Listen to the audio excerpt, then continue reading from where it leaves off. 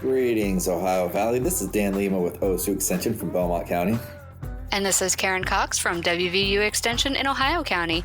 Thanks for tuning in to Extension Calling, your source for research-based information for the farm, garden, and home.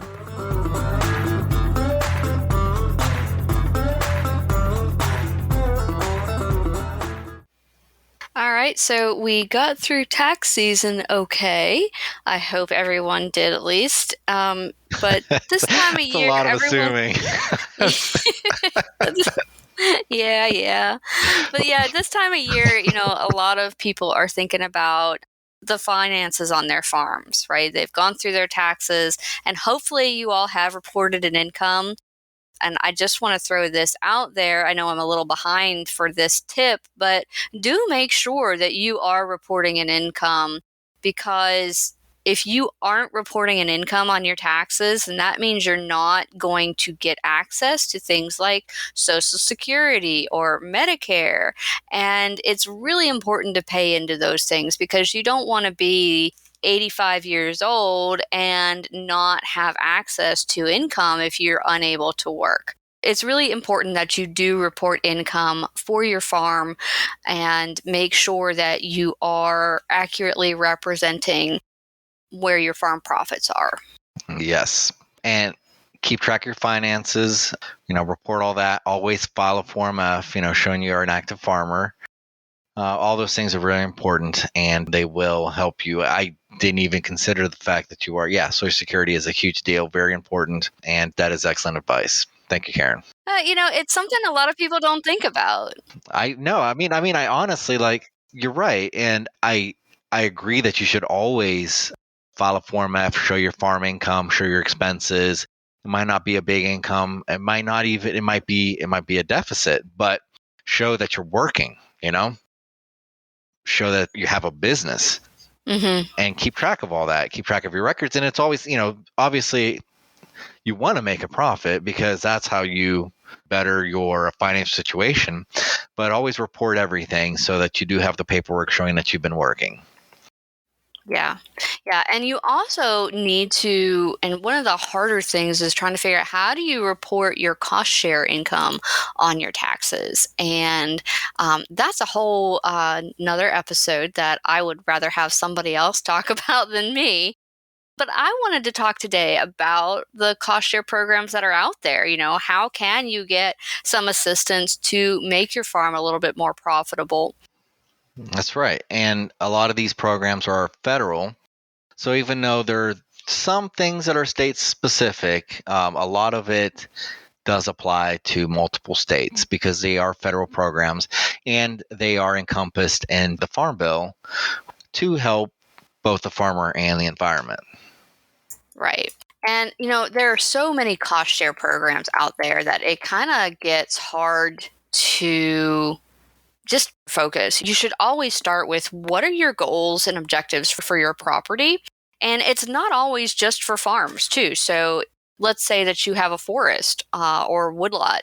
If you have a stream running through your property, and especially if you are an active farmer, these are all... Karen, I am disappointed that you think that woodlands and timber is not an agricultural product. It is. Well, it is very much an agricultural product. You're right. You're very right. Yes, timber is a great agricultural product, but a lot of people don't manage timber for the timber, right? A lot of people manage their woodlots for agritourism, which is a kind of another agricultural product, right? Sure is, yeah. That's a really good point. Wildlife habitat, especially if you're doing hunting leases, that's another option for income on your property.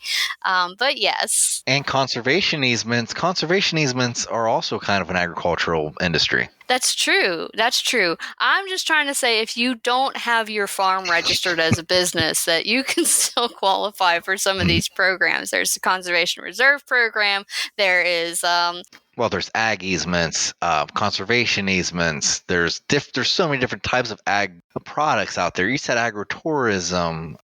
There's vegetable production. There's hay and pasture. There's even programs out there to help you change your farm over to solar power, or your rural business to solar power. There's cost share for that. So that's energy saving renewables for a farm, to a certain extent, right? Like using solar panels to improve the efficiency of your dairy is one thing. Having a field that you've leased for solar production, industrial, that one probably does not qualify as agriculture, unfortunately. Yeah.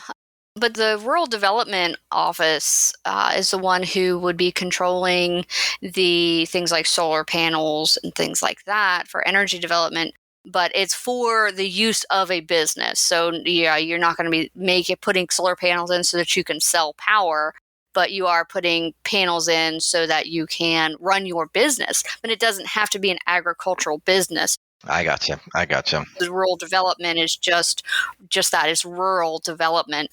So if you have a small business in a rural area, then rural development could be used for that. Yeah, example that came to mind just now is kind of using renewables, solar specifically, to help offset the cost of the energy required for refrigeration of a dairy, for the milk. That's something that's out there, and that is a direct application for an agricultural product. And I'm sorry, my mind was just thinking, and yeah, you were going with small farm business. Or I'm sorry, or just small business. Small business. Yeah. Small business. I gotta stop saying farm and agriculture, but well, that's kind of where our thoughts usually about. Go for this show, right? Exactly. But there is another one out there from rural development that I want to make sure we plug today, and it's called the Reconnect Loan and Grant Program. It furnishes loans and grants to provide funds for the cost of construction, improvement, or acquisition of facilities and equipment needed to provide broadband service in eligible rural areas. There's community connection grants, there's distance learning and telemedicine grants, rural broadband loans and loan grant combinations, telecommunications infrastructure loans, and then also loan guarantees. And so those are all through the USDA Rural Development Program. But we're not going to focus on those right now. We really wanted to focus on a program called the Environmental Quality Incentives Program, which is a program that helps our active farms improve environmental quality. So water quality and soil quality, air quality, helps to conserve water in areas that have drought, and also to help us to be more resistant towards the increasing weather volatility we're having. So we want to talk about the Environmental Quality Incentives Program, which is also called EQIP. And that's how most people know. Yeah, that's what most people hear is the EQIP program. And EQIP is a federal program, and you were saying exactly right. It's for environmental impacts and positive environmental impact programs with a cost share option that is funded by the Farm Bill. And we've done so many shows, and we've talked about how land stewardship will pay off, will provide more, will produce more. Just the simple fact is this: if you're just looking at a water quality standpoint, if you change nothing but the water quality that your livestock is consuming, you can change the rate of gain significantly. So if everything's the same, but you have one group that is ingesting higher quality water, cleaner water, then the rate of gain is going to be significantly higher. So all this stuff does pay off, whether you think about it just from a stewardship perspective, but financially, it actually pays off when you're selling your product directly to market. That's right. And so a lot of these programs and best management practices that we're going to talk about really do help improve your bottom line on the side while you are improving environmental quality. So these programs are really designed to help environmental quality, but they also do, in a lot of cases, improve your bottom line. So for instance, let's say that you have cattle and you have a spring and you want to improve or develop that spring into a watering source for the livestock. So that way you can divert that water from your spring to allow your livestock to have access to it without them tromping through the wet soils that are coming out around it. So you're giving them access to cleaner water because you're lifting it up, putting it in, say, a trough or something like that. You're reducing that sedimentation, all that stuff that reduces the rate of gain and the nutritional quality of the water, and just complements the feed that you're giving them. It basically enhances that feed value. Right. But, spring development can also be used for irrigation water. So if you're looking to improve your irrigation for your vegetables or your produce, then that also could be an option. So typically when we talk spring development, especially in this area, it is for livestock, but it doesn't have to be for livestock under the requirements of the program. Now, before they'll do anything on your property, and let's just back up a little bit, they're going to come out, and we're talking about your local conservation district or your local district conservationist. Your local district conservationist, at least that's what we call them in West Virginia. It might be something different in your state. It's close enough. I think it's understood. Yeah, but they'll come out and they're going to do an evaluation of your farm. And what they're going to try to identify is what are the practices that would most impact the water and soil quality on your farm, what could be done to most improve those things, because that is the focus of this group, right? It's the conservation district offices were created during the Dust Bowl to help improve and retain soil quality. So that's what they're there for, is to help maintain your soil quality and help improve water quality. So they're going to come out, they're going to do an evaluation on your farm. They're going to walk around, talk about your practices, and find out what you really need, because what you really need might not be what you think you really need. You might go in there saying, well, hey, I want to develop this spring.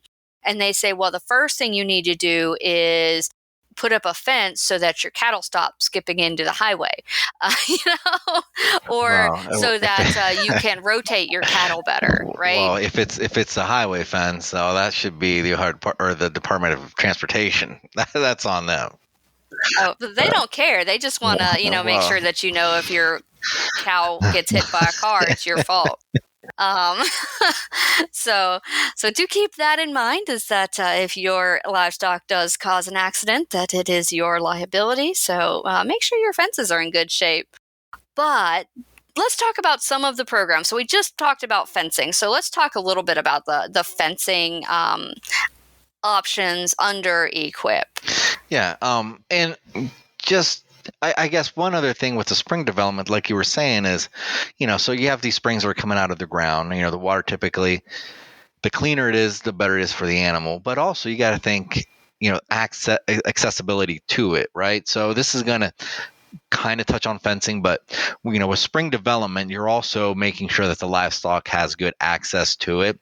And a lot of times, access to a spring, especially on the hillside, you want to be careful with how they're accessing that water, because if it's coming in from the top of the hill, just kind of facing down the slope, it's pushing that soil, and that soil is just washing away.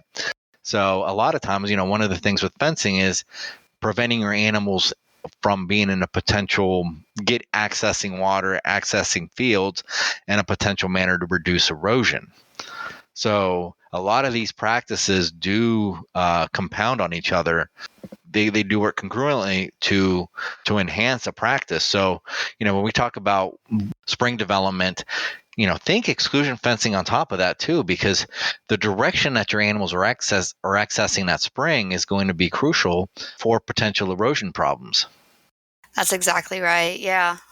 Yeah. So a lot of these practices do piggyback on one another, and I believe you can apply for more than one practice at a time, as long as the total value doesn't go above what they'd be willing to cost share. And these are cost share programs, meaning that it's not like a grant They'll give you a portion of what the cost to do this practice is. And oftentimes you have to do the practice, submit that you did it to their standards, and then they pay you back a certain percentage of it. And if you don't do it to their standards, then they don't give you anything. So it's really important to follow their instructions. And be careful, because you don't want to do it without applying for it. Yeah. Because then it's done. So make sure you apply for it, get approved, and then do it. But they do have specific standards, which I know some people are okay with, and some people are not. But they are helping you build something that they find to be of quality. So they have certain standards that they have to abide by. So even though you might not think they're necessary for the program. So, but you don't want to do something before you apply for the cost share, because then it's done and you're not getting any cost share.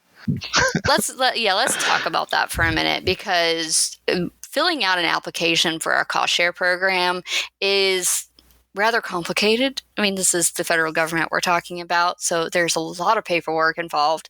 So you have to get a ID number for the farm, and then you have to get a number to apply. And your local office can help you with all of this. So your local conservation district office or USDA office can help you with all of this paperwork, but you do need to get started on it early. So our next sign-up period for the EQIP program is going to be in November, and Ohio's is January, right, Dan? It is January. But you want to have a plan before then, obviously. Yeah, so start now. Make the contact. Have them come out and visit the farm. Have them help you write it up. And, they are technical service providers, so they will tell you how to do all of this stuff. You don't have to know what the proper spacing is. You don't have to know how many gallons it should hold. That's what they're for. They're going to help you figure all of this stuff out.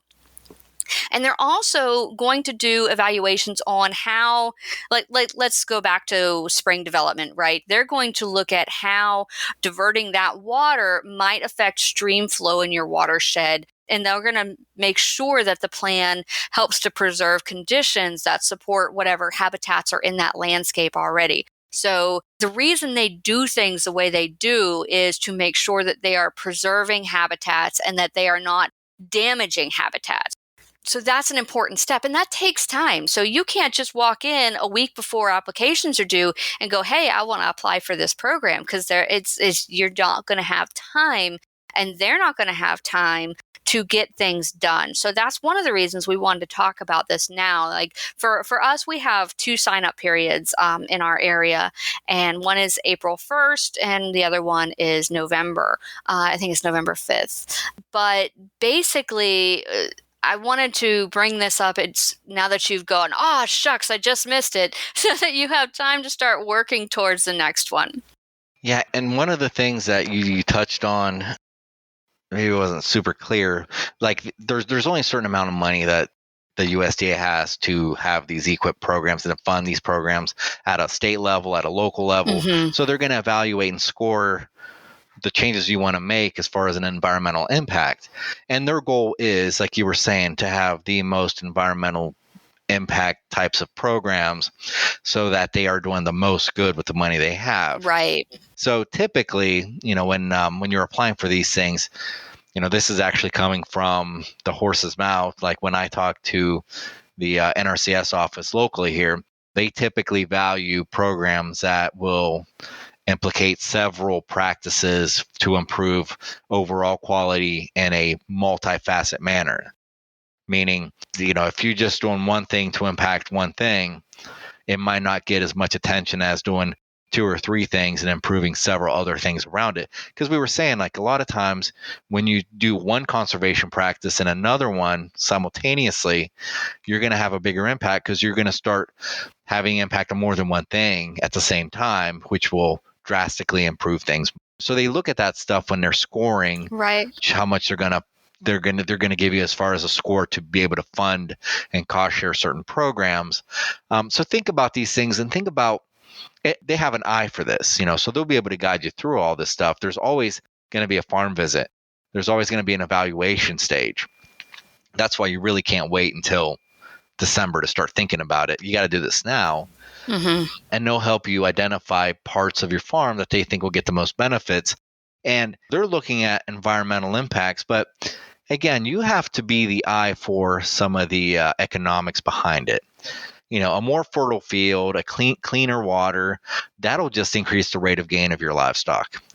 So think about these things as they talk about some of those environmental impacts, because they could pay off quicker than you realize. This is very true, yeah. And, one of the ones that most commonly gets used in West Virginia is the lime cost share application, and that definitely shows immediate change. Well, 6 months later, but for your hay and clover production, and so those type of things, they can show some great impacts on your return for your farm. Yeah, I mean the better the chemistry for the grasses and the legumes and the forages to grow, the better they can uptake those nutrients, the less chances for runoff. I mean, it's really logical the way a lot of these things can benefit. Let's take this opportunity to talk about the fact that not every place has the same funding availability for the same programs. So each conservation district has what they call local work group meetings, where they invite the people who are eligible to participate in their programs to come sit down and tell them what do they need, what is important to them. And so those meetings are actually really important to go to. So if your local conservation district is having one, please do go. We just finished having ours this past week. Usually there's like 4 or 5 programs that a group determines that are high priority programs. And applying for the higher priority programs means you're more likely to get funded. So it doesn't necessarily mean that nothing else will be funded. It's just you're more likely to get funded for those high priority programs in that area. So they have a greater weight to them. Yes. And so we've touched on, let's see here, spring development, liming. We talked a little bit about fencing. You did mention the exclusion fencing, and those are typically used for erosion protection of stream banks. Karen, you and I have done shows on the potential harmful impacts of livestock in woodlands, where you have that really thin, easily sloughed topsoil that you just keep losing as animals just graze in there. Well, they don't have much to graze in there to begin with, but they just walk around, loaf in there, and it's just like erosion just happening at an exponential level. So that type of exclusion fencing, that's something to look at. But also if you just want to improve your grazing management. So when you look at management intensive grazing, having enough grass to then graze in a more environmentally beneficial fashion, that's important as well. So, incorporating both exclusion and management intensive grazing practices all together, having those spring developments so that you are able to design fencing for management intensive grazing purposes to better utilize pasture, to reduce overgrazing, and to leave the livestock from sensitive areas all over your farm. That could then decrease the value of the water, the soil, all that. And that's all going to come back and impact the animal performance. Right, yeah. And, there's another one you can throw in there, and that is the watering facility, and developing a actual watering facility for your livestock, whether it have a concrete bottom or be repurposed in some way, shape, or form. That's another thing that could be in the list, right? So developing a watering facility, especially if you are trying to expand the type of grazing that you're doing to something like a management intensive grazing or mob grazing, that having those extra water sources is often the most limiting factor to where your cattle are going to be at a given time. And so building that in and having a whole plan really could emphasize the importance of getting that funding for each piece. And then heavy use pads. That's another huge EQIP program. Oh, yeah. We've mentioned it before, how winter feeding is one of the most damaging ways to feed livestock. Do you have sacrifice paddocks just for winter feeding? Because you can't have your livestock go downhill, because that will reduce the potential for them to breed, reduce the potential for milk production, and that will reduce the quality of the calves, the size of the calves. No, you have to be able to maintain that body condition of that animal, that health of that animal throughout winter, so that it does produce that calf that eventually will pay you off. And to do so, you got to feed those animals. So having a heavy use pad that will reduce the erosion, that you're able to clean the manure so it doesn't run off into streams, you're not losing the soil in the streams, and you're able to then take that nutrient, that manure, and have it into a nutrient management plan where you can put it back into critical areas to thus further improve other parts of the pasture. That goes a long way. Being able to not only not damage the environment in doing so, but also being able to take those nutrients and apply them in areas that could give you the most benefit will actually improve things for that following season.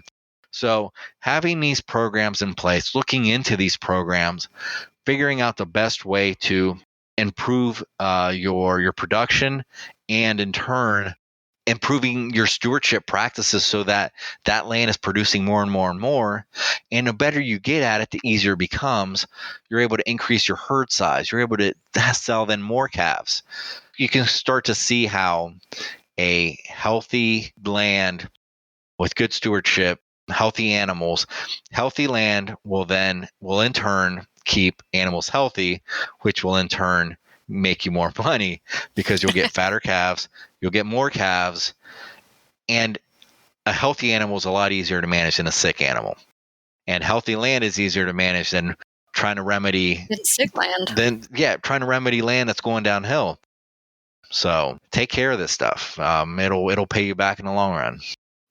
That definitely will. And just so that we can share the full information out there, I want you to know who's eligible for these types of practices. So we're specifically talking about the EQIP, which is, the Environmental Quality Incentive Program.